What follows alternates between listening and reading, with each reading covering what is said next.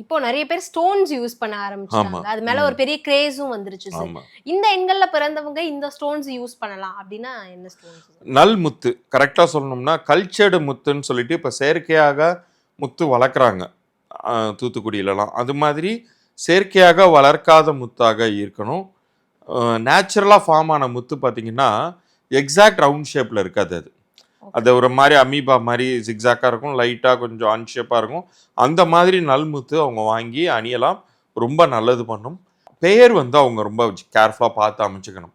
ஏன்னா இந்த இரண்டாம் எண்காரர்கள் லைஃப்பில் ஒரு கட்டத்தில் விஐபி அந்தஸ்துக்கு உயர்வாங்கன்னு நான் சொன்னேன் இல்லையா, அவங்களுடைய பிறந்த தேதி கூட்டு எண்ணுக்கு தகுந்தாறு போல் அவங்க பெயர் மட்டும் நல்லா அமைஞ்சிருந்துச்சுன்னா, இப்போ நான் இந்த வீடியோ பதிவில் சொன்ன நிறைய ட்ராபேக்ஸ் அவங்க லைஃப்பில் இல்லாமல் போயிடும்.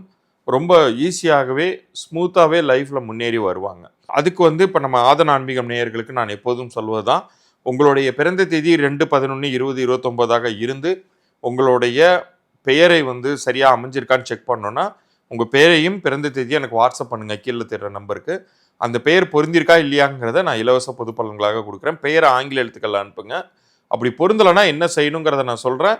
அது உங்களுக்கு விருப்பப்பட்டால் நீங்கள் அந்த கன்சல்டேஷன் எடுத்துக்கலாம்.